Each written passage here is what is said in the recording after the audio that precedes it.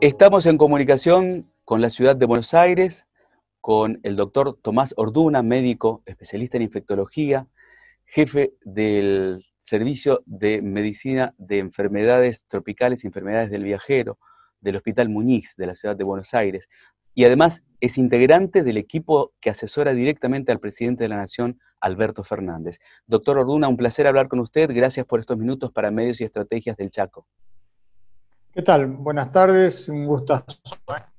Bueno, queremos hablar con usted porque este es un momento muy particular que estamos atravesando de la pandemia en nuestro país con lo que se ha dado en llamar desde hace muchos meses ya el pico de contagios. Es evidente que estamos atravesando el momento de pico por la cantidad que dan los números.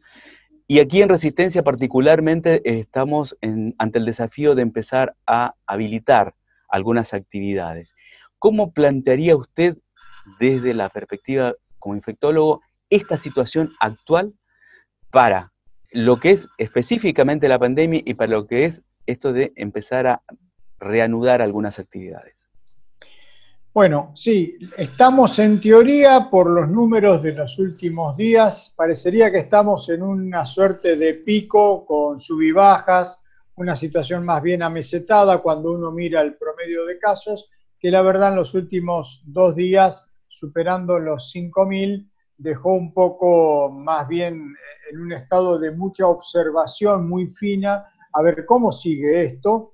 Ustedes habrán leído en varios medios alguna suerte de declaraciones que salen de las oficinas de los triejecutivos de Capital en el área del AMBA, de Capital Federal, de Provincia de Buenos Aires y de Nación, sobre ver cómo se comportan en los próximos días, porque algunos estiman que evidentemente si los números que parecerían ser altos y que estamos en un pico, pero siguen aumentando, hay un punto fundamental que nos va a decir si continuamos en esta fase o tenemos que hacer nuevamente un ir a la retranca, que va a ser la ocupación de camas de terapia intensiva, que siempre ese es el punto más crítico que tenemos que considerar a la hora de pensar cómo manejarnos en las diferentes fases de la cuarentena. No solamente es el número global de contagiados, sino cómo repercute eso directamente en la ocupación de camas. Por ahora, por supuesto que es siempre un poquito temeroso cada vez que abrimos o avanza una provincia, y lo que hemos visto, miremos una provincia como Jujuy, que en un momento prácticamente parecía que era un jolgorio en fase 5, algunos aventuraban jugar un campeonato de fútbol en la provincia de Jujuy. ¿Usted se acuerda de ese momento? Me acuerdo perfectamente, y hoy es una de las provincias con más contagios por día. Y aparte no solo contagios por día, sino que están como distribuidos en pequeños microfocos, algunos más, otros menos, a lo largo de toda la bota, de toda la provincia. Entonces, ¿qué lo llevó a estar en fase 1 nuevamente? Hay una cuestión. Bueno, aparece ahora Rosario y provincia de Santa Fe con una situación similar. Esto es, no nos podemos relajar. Una cosa es, cuando los números nos permiten avanzar, avanzamos. Seguimos mirando. Y si las cosas no son como corresponden, y sobre todo por el punto focal que le mencionó, camas de terapia, hay que ir para atrás. ¿Usted está conociendo la situación de ocupación de camas de terapias en todos los distritos del país? ¿O específicamente se tiene más en cuenta lo que es Gran Buenos Aires y Provincia de Buenos Aires, porque ahí es donde más casos se está dando? Sí, yo le diría que en términos generales el promedio que nos dan de camas de ocupación país nos deja como mínimo 45% de camas vacías, y eso baja en el AMBA hoy a un 35%. Ajá. O sea, tenemos un 10% promedio, entre 10 y 15% nos hemos manejado de mayor tasa de ocupación. Ahora no subimos hace ya varios días de este 35%, por eso es que hay que cuidarlo tanto. No claro. Queremos no tener camas de terapia, porque el éxito, de alguna manera, más allá de la cuestión, insisto, de los números absolutos, el éxito es que usted cuando necesite una cama de terapia siempre tenga disponibilidad de ella. Claro, porque y hay que hablar también de la capacidad instalada tan distinta en algunas provincias, ¿no? Porque obviamente. Las situaciones son diferentes.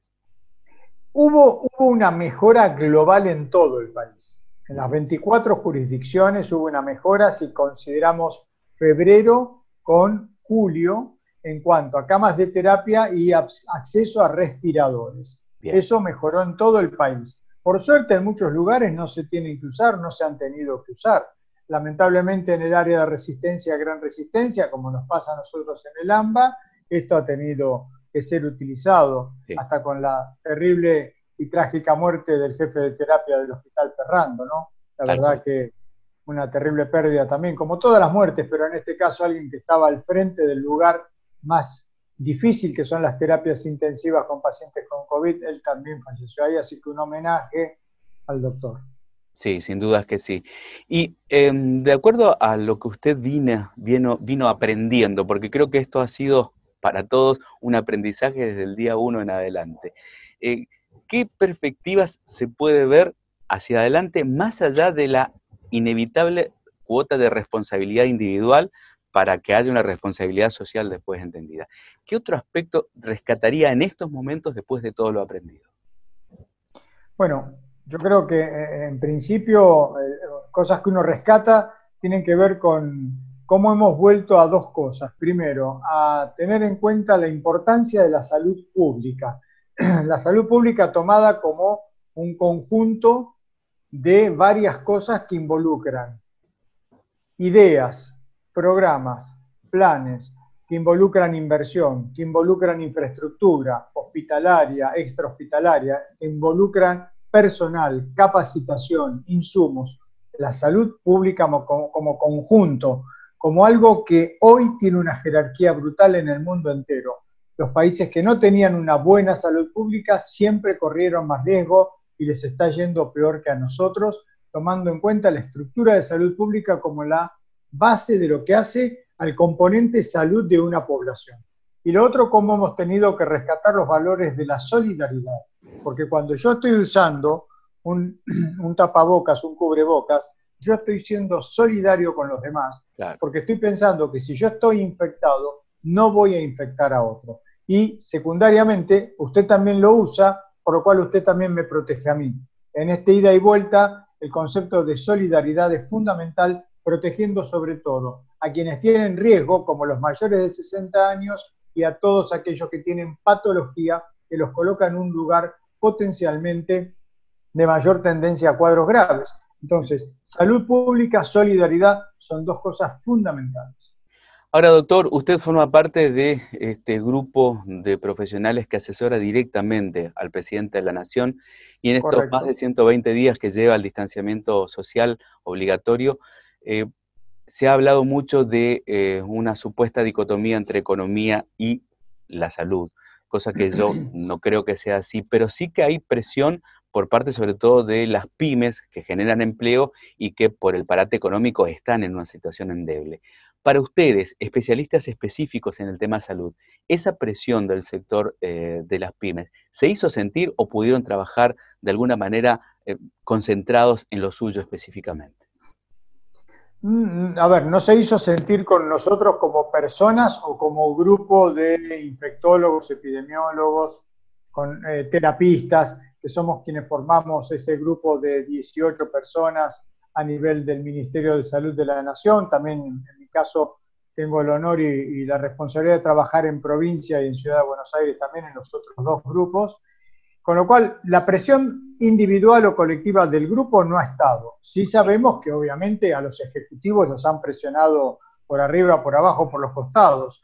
Ahora, lo que yo creo que si miramos hacia atrás, desde el mes de marzo, esa presión no fue la que estuvo en el primer plano. En el primer plano estuvo siempre proteger la salud de la población y evitar muertes. Me parece que fue siempre tomado en cuenta que el tema económico es muy importante y que también puede generar muertes por otras razones indirectamente, pero que había que hacer lo que se hizo hasta el momento. Y si no, volvemos al ejemplo de varias provincias en nuestro país, cómo tuvieron que ir ahora hacia atrás, Santa Fe, Córdoba, Jujuy, Mendoza.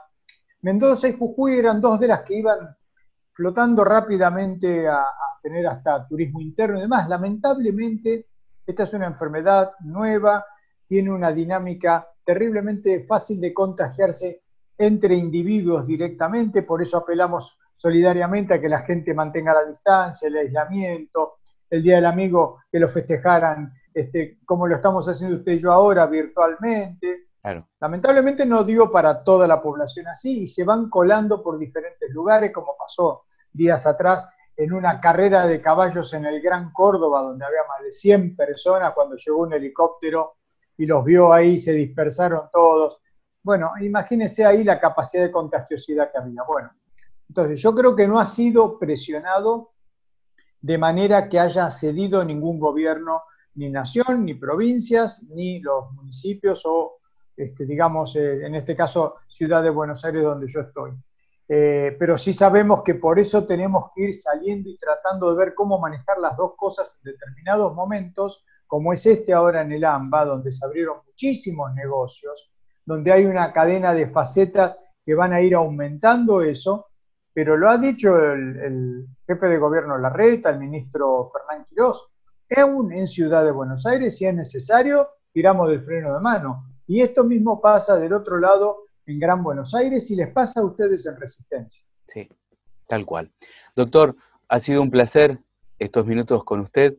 Le agradecemos este tiempo para nuestra provincia, para el Chaco, y seguramente lo volveremos a convocar, entendiendo que este proceso debe seguir siendo analizado y debe seguir siendo atravesado de la mejor manera posible para poder ganar esta enorme guerra que nos plantea la pandemia por el COVID-19. Muchísimas gracias. Gracias a ustedes, una provincia que quiero mucho, me crié con un chaqueño de Las Breñas, así que Las Breñas, Charata, Corzuela, son lugares que para mí están siempre en mi cabeza. Mire usted, qué lindo saberlo. Muchísimas gracias y hasta cualquier momento. Que estén muy bien, adiós.